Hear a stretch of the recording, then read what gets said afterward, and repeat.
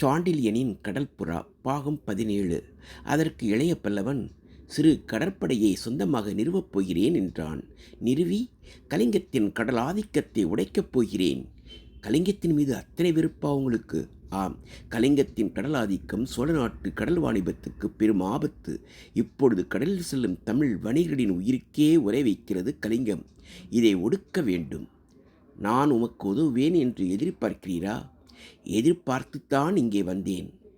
நான் விஜய சாம்ராஜ்யத்தின் தளபதி, விஜயத்தின் சக்கரவர்த்தி, கலிங்கத்துடன் நட்பு கொண்டவர். அப்படி இருக்க நான் உங்களுக்கு உதவுவது ராஜ துரோகம் ஆகாதா? ஆகும். ஆனால் நீங்கள் எப்போதும் நியாயத்தின் பக்கம் என்று கேள்விப்பட்டேன். உமக்கு நான் உதவ மறுத்தால்? அப்போது இளைய பல்லவன் கவனம் அந்த அறையின் மூலையில் நின்றிருந்த அழகிய பெண்ணின் மீது இருந்தது. அந்த மஞ்சள் அழகியின் அழகை அவனையும் அறியாமல் ரசித்தான். சில வினாடிகளில் தன் நிலைக்கு திரும்பினான். அவள் மெல்ல மெல்ல நடந்து வந்து கோட்டைத் தலைவன் அருகில் அமர்ந்தாள். நீங்கள் மகாவீரர் என்பதை புரிந்து கொண்டேன் என்றாள். நன்றி என்றான். உங்களுக்கு அடக்கமும் இருக்கிறது. நன்றி. வெட்கமும் இருக்கிறது.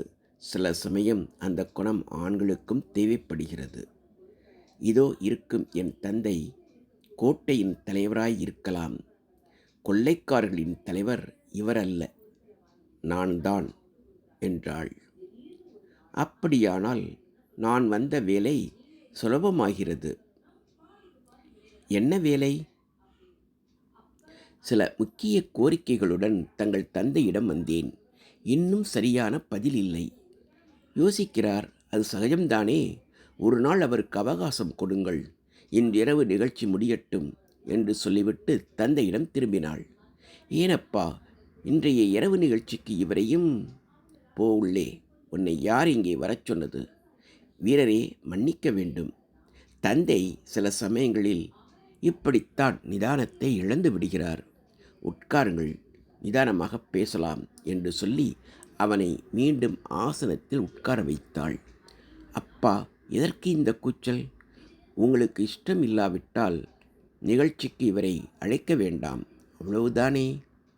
அதற்காகச் சொல்லவில்லை என்று இழுத்தான் கோட்டைத் தலைவன்.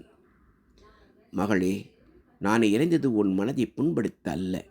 இன்றிரவு நிகழ்ச்சி அட்சயமணியின் பிரத்யேக நிகழ்ச்சி. பிரதி வருஷம் சித்ரா பௌர்ணமி அன்று நடக்கிறது. இந்த புது மனிதரை அழைக்க விரும்புகிறாயா? இளைய பல்லவன் சிரித்து கொண்டே, மன்னிக்கவும், தந்தையும் மகளும் ஏதோ பேசிக்கொண்டு இருக்கிறீர்கள்.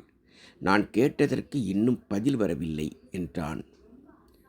அப்போது அந்த அழகி, இன்றிரவு நிகழ்ச்சிக்கு அவசியம் வாருங்கள், பதில் அங்கே கிடைக்கும் என்று சொல்லி புன்னகைத்தாள் அந்த மஞ்சள் அழகி.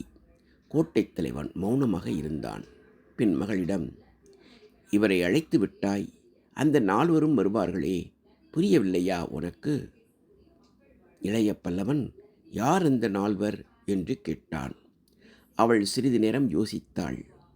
இந்த விஜய சாம்ராஜ்யத்தின் ஆதி குடிகளின் தலைவர்கள். பதக் என்னும் ஆதி குடிகள் நிலத்தில் கொள்ளையடிப்பவர்கள், மனித மாமிசம் சாப்பிடுபவர்கள். இவர்கள் தலைவர்கள் 2 பேர் வருகிறார்கள்.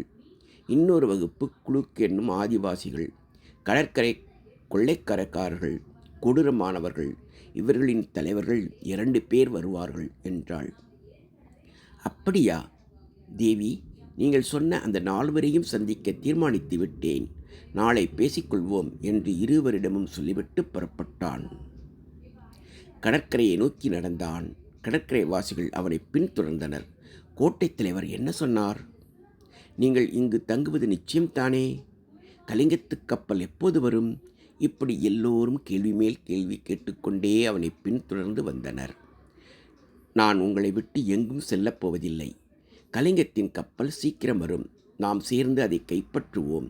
காஷ்மீர் பட்டு, காசு மாலைகள், இன்னும் புது புது நகைகள் எல்லாம் உங்களுக்கு கிடைக்கும் என்று மாறி மாறி சொல்லிக்கொண்டு கடற்கரைக்கு வந்தான். தொடரும்.